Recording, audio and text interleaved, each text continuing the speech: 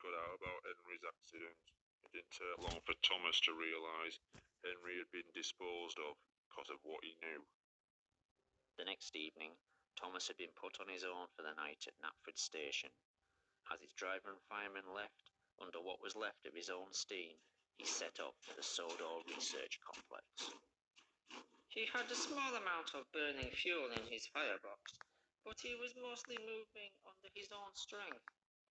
It took Thomas 3 hours to get to the complex, the efforts to get there nearly killing him. Thomas arrived at midnight. With no one around, he made his way to the shed where he was created. What he found was the answers to his questions, and many others. Since Sodor Research had become producing biofuels vehicles, the world had asked, why had the first biofusion operation worked so well, but nearly every operation since had failed?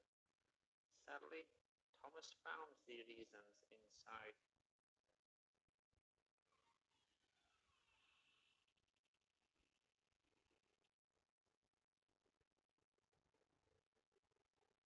Thomas had never been the first operation.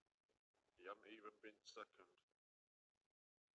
What shed number 17 contained was evidence of several attempts to create a tank engine with Thomas's DNA. These had been early tests made by people with no experience of an experiment on this scale. Ill-planned and unprepared, these procedures had used DNA from the human Thomas and had been as much the real Thomas as the tank engine the world had come to know and love. To us, Thomas the Tank Engine had been the Thomas we all knew as a boy.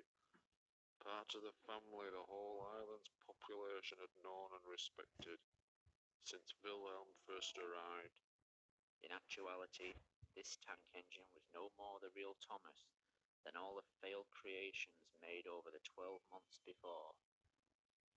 This Thomas had all the human Thomas's memories and experiences.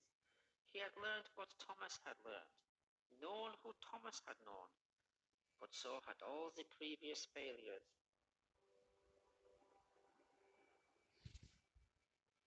Wilhelm and Hans Goetze had had to learn through trial and error how to bring their Thomas back from the dead.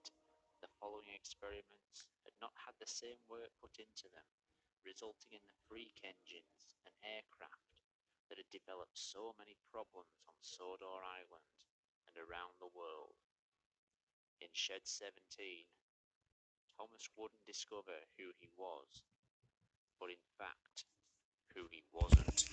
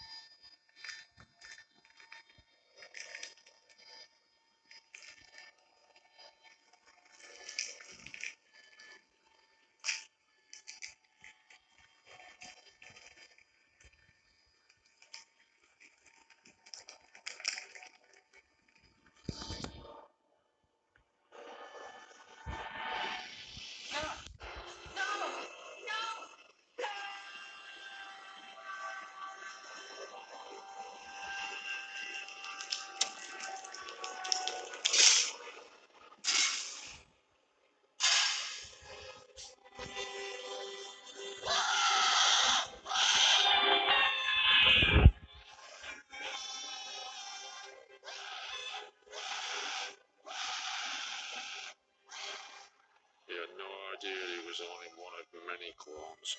None of us did. But I guess as time passed, we stopped asking all the questions we had at first. We were just glad our friend was back with us. He could work for us. He became our servant in a way. Someone who drew in the crowds, helped create jobs, was eager to work. Thomas always thought of us as his friends. Sadly, over time we came to think of him as just really useful.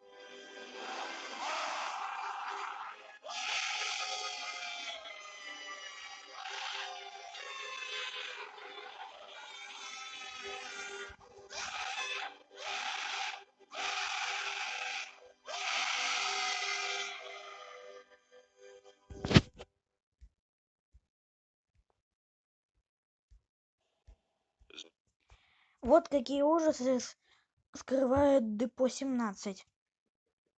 Может, это было в реальности. Но мультик про паровозика Томаса не такой уж и милый. Это живые паровозы, их делают из людей. А Томас был маленьким ребенком.